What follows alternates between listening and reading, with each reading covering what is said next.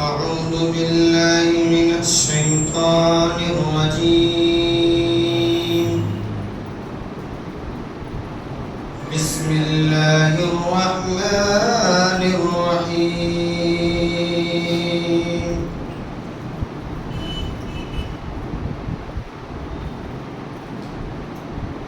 وما خلقت الجن والإنس إلا ليعبدون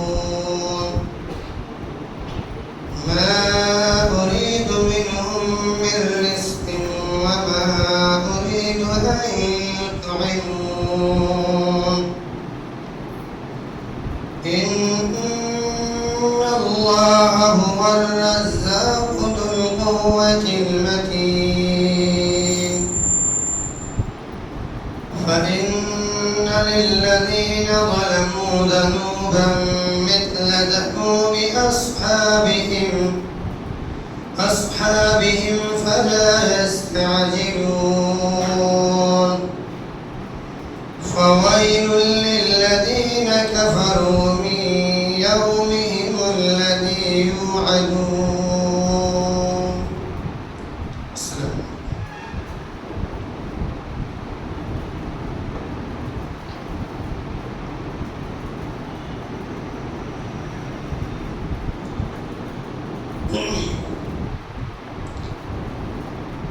تم میرا ایمان مٹا نہ پاؤ گے، یعنی تم قرآن مٹا نہ پاؤ گے،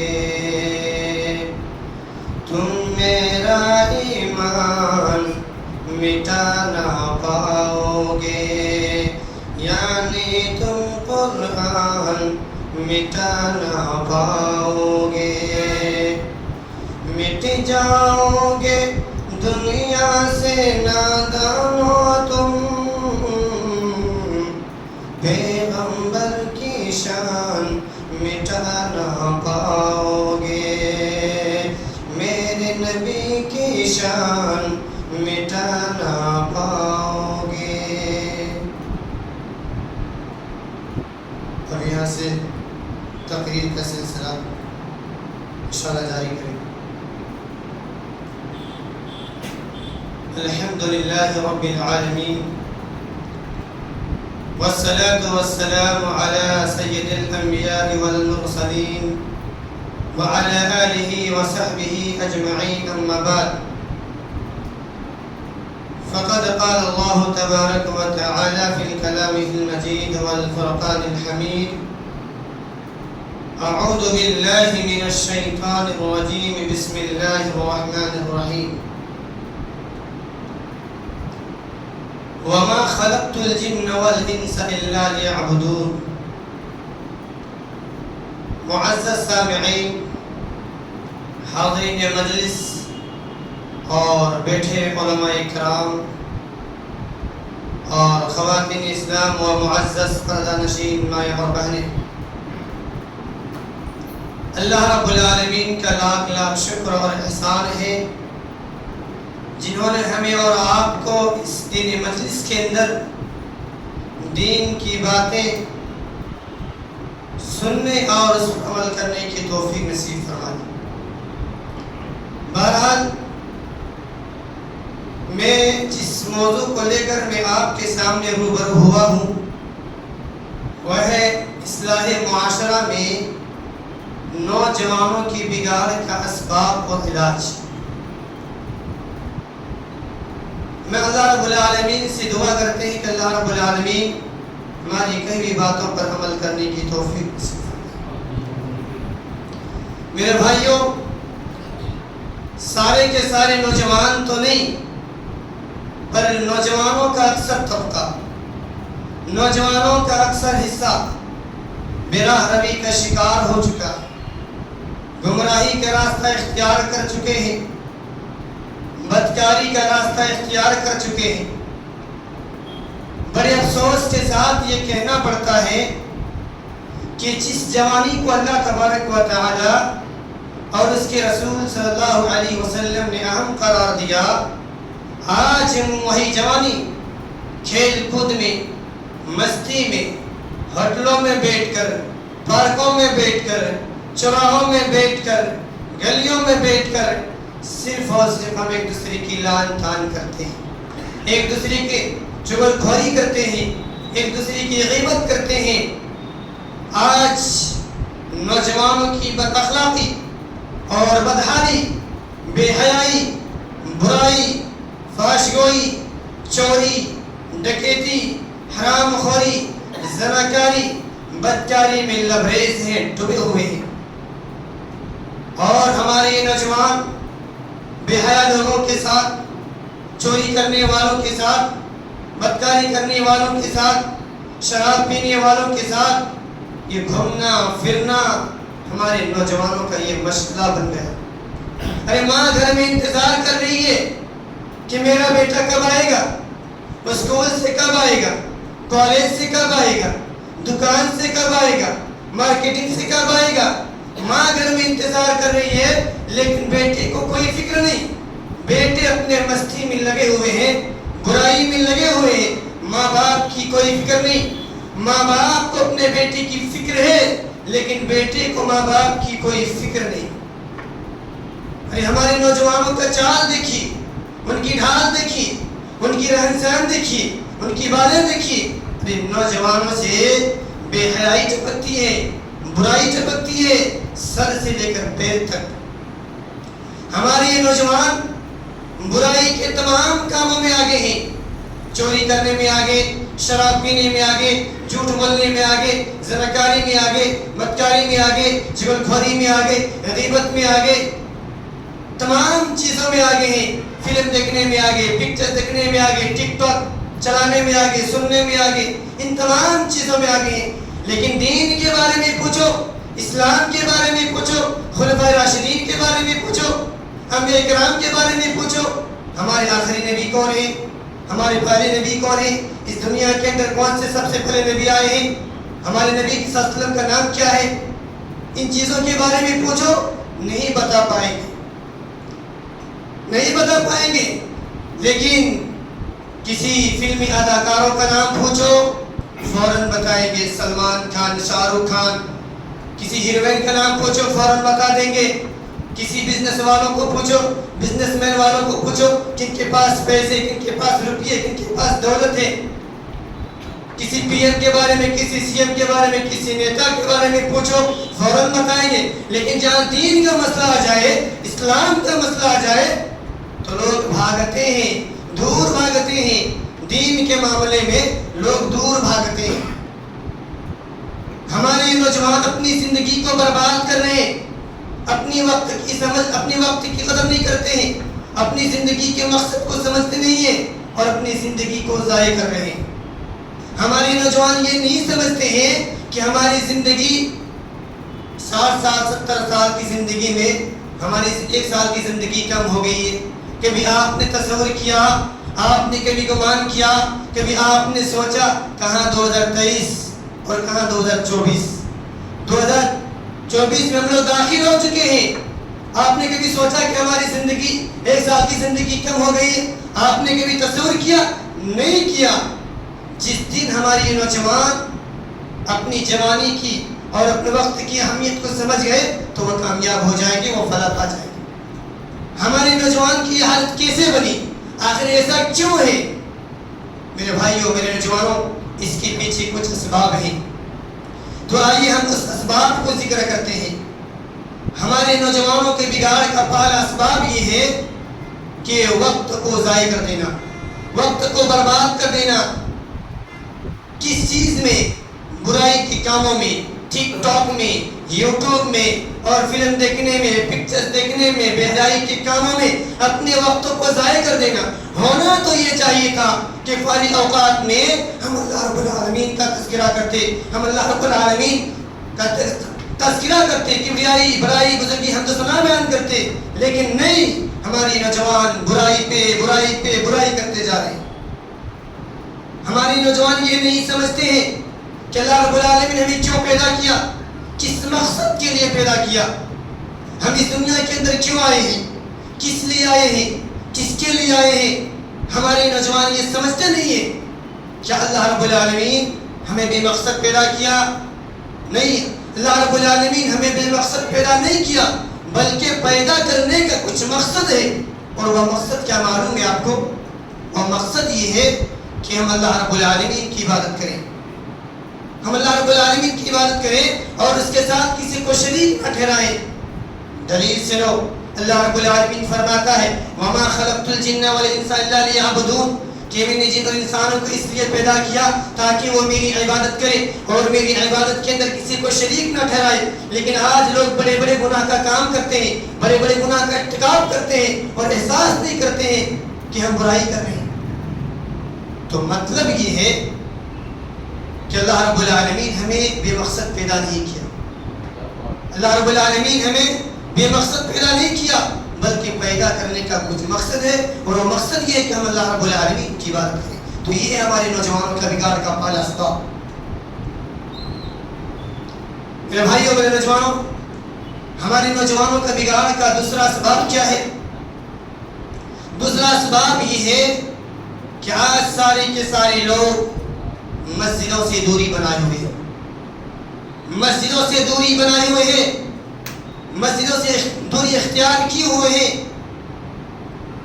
ہماری نوجوان صرف جمعے آتے ہیں، جمعے کی نماز پڑھ کر بھاگ جاتے ہیں، ایسا لگتا ہے جیسا کہ شیطان بھاگتا ہو۔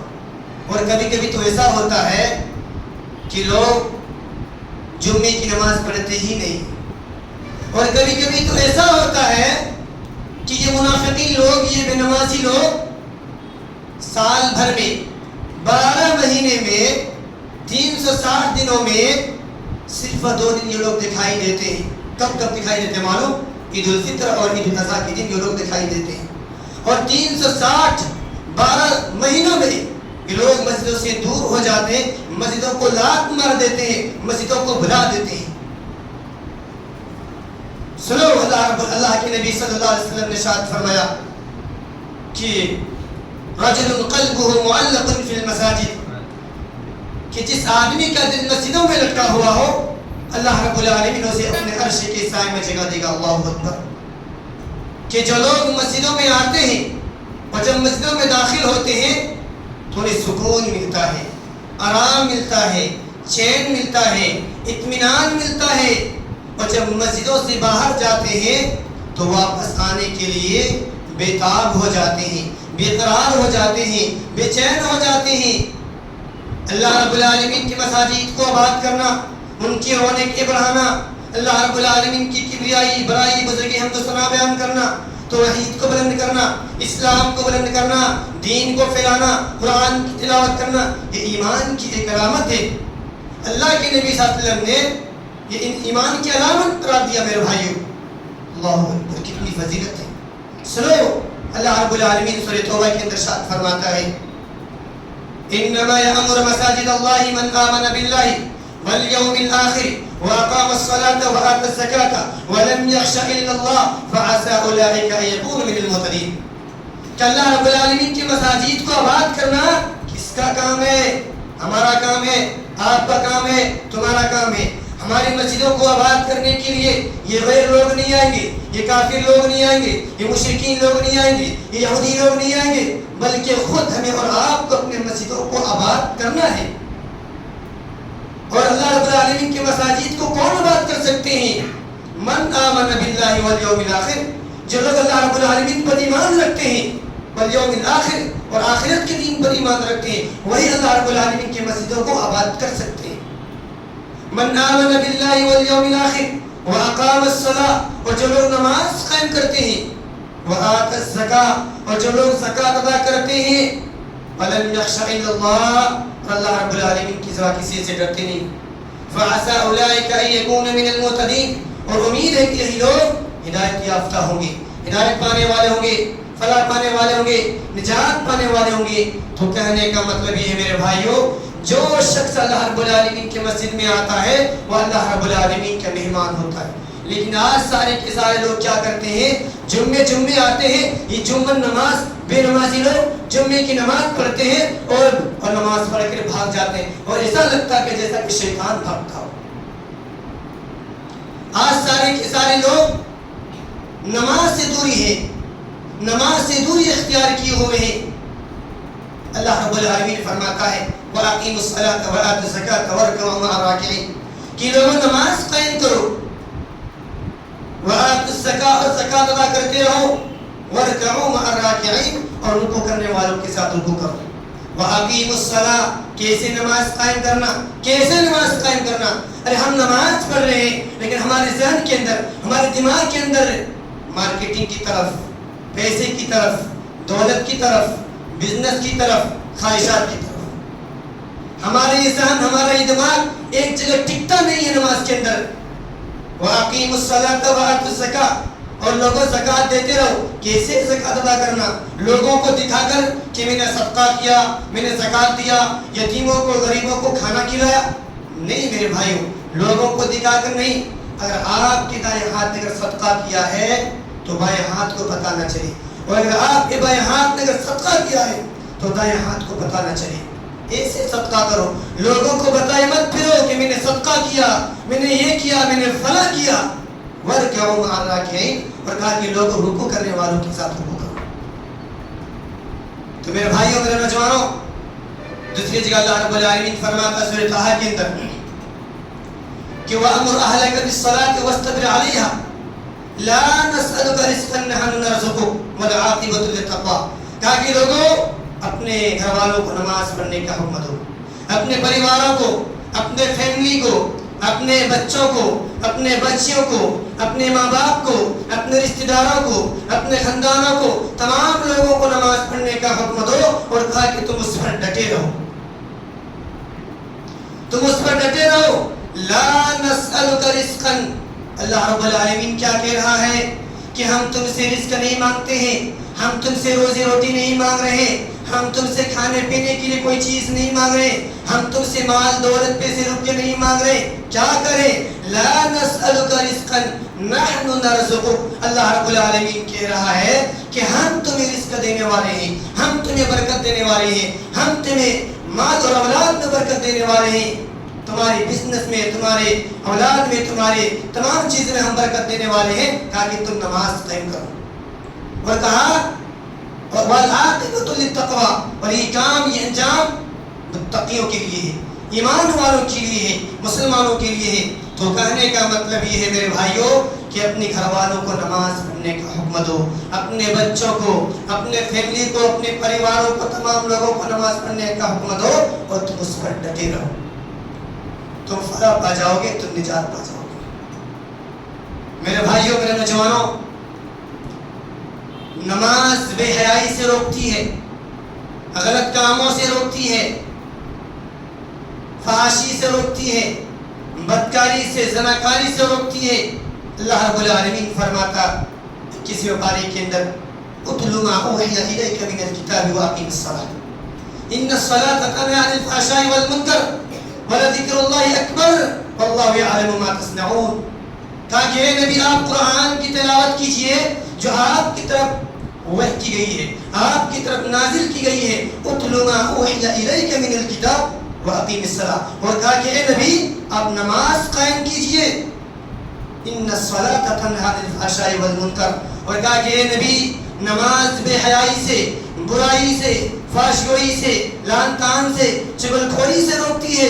ولذکر اللہ اکبر اور اللہ رب العالمین کا ذکر کرنا یہ سب سے بڑی چیز ہے. اللہ رب العالمین کی کبریائی، بڑائی، بزرگی، حمد و ثنا بیان کرنا یہ سب سے بڑی چیز ہے میرے بھائیوں. واللہ یعلم ما تصنعون اور جو تم کچھ کرتے ہو اللہ رب العالمین جانتا ہے. تمہارے دل کے اندر کیا ہے، تمہارے دل کے اندر کتنے برائی ہے، تمہارے دل کے اندر کتنے نیکیاں ہیں، اللہ رب العالمین جانتا ہے. تم کیا سوچتے ہو، تم کیا کرنا چاہتے ہو، اللہ رب العالمین جانتا ہے.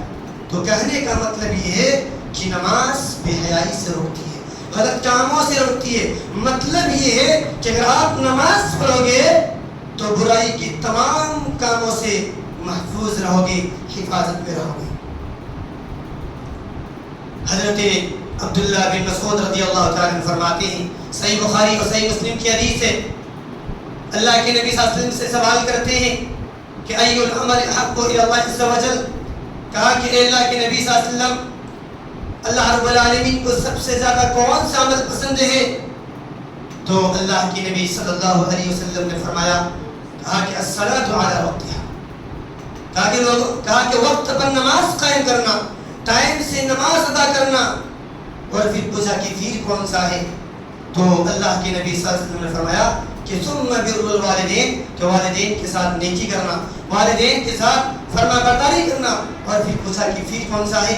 تو اللہ کے نبی صلی اللہ علیہ وسلم نے فرمایا کہ الجہاد فی سبیل اللہ، اللہ کے راستے میں جہاد کرنا۔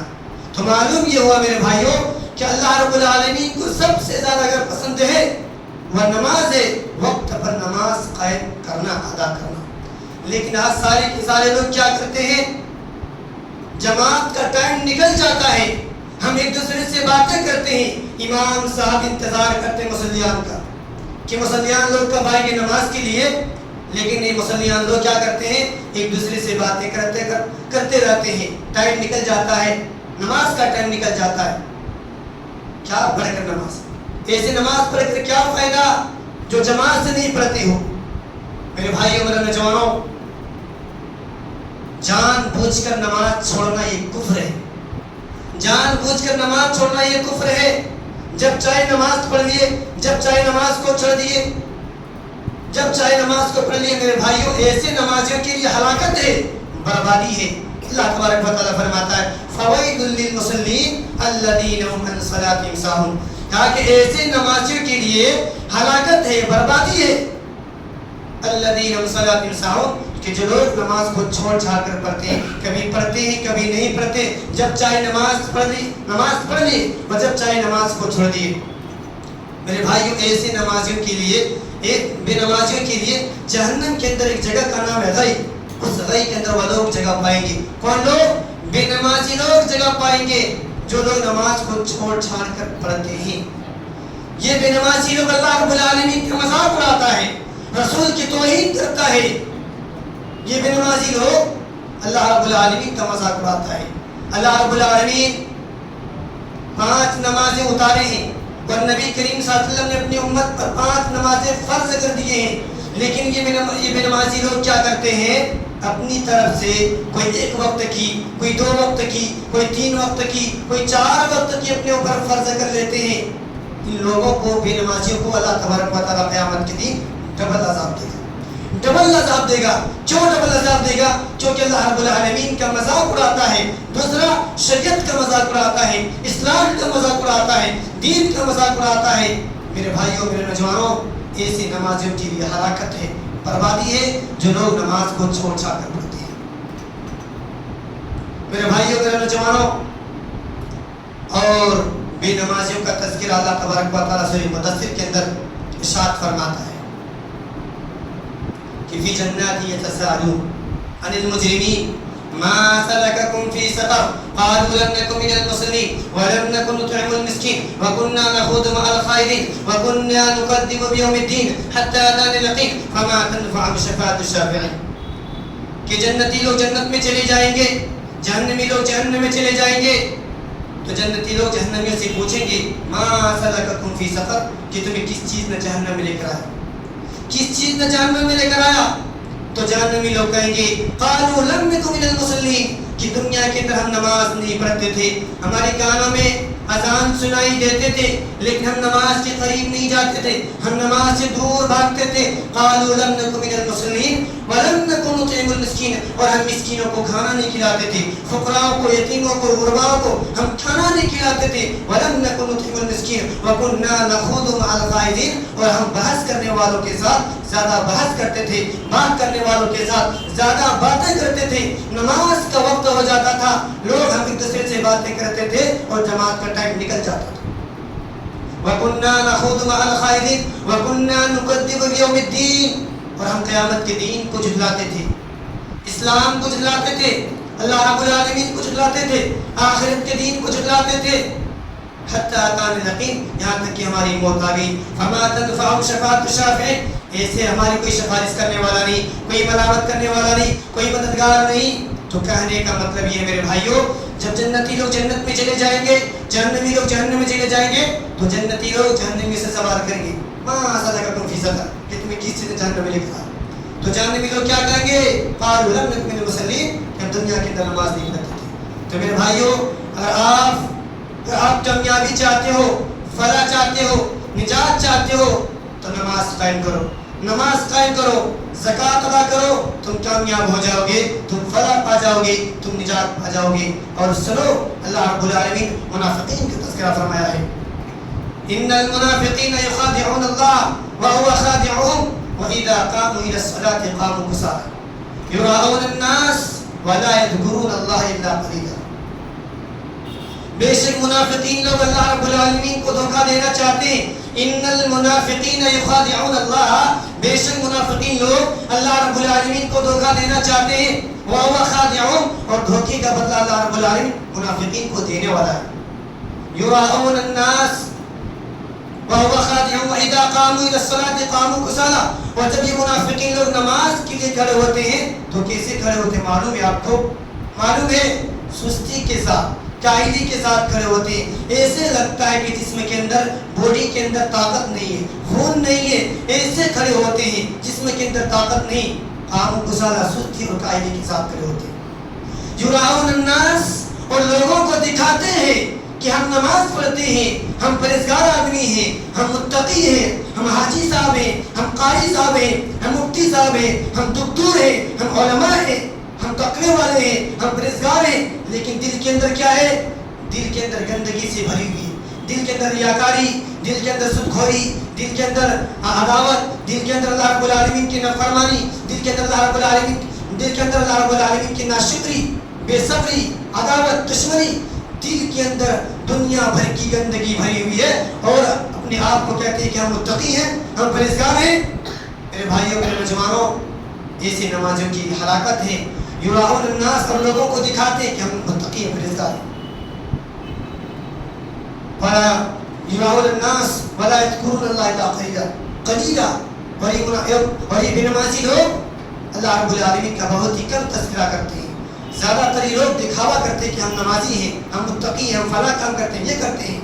تو میرے بھائیوں، تو کہنے کا مطلب یہ ہے کہ آج سارے کے سارے لوگ مسجدوں سے دوری بنائے ہوئے ہیں، نماز سے دوری بنائے ہوئے ہیں، بس جمعے آتے ہیں، اور یہ بے نمازی لوگ جمعے کے پڑھ کر ایسے بھاگتے ہیں جیسا کہ شیطان بھاگتا ہو۔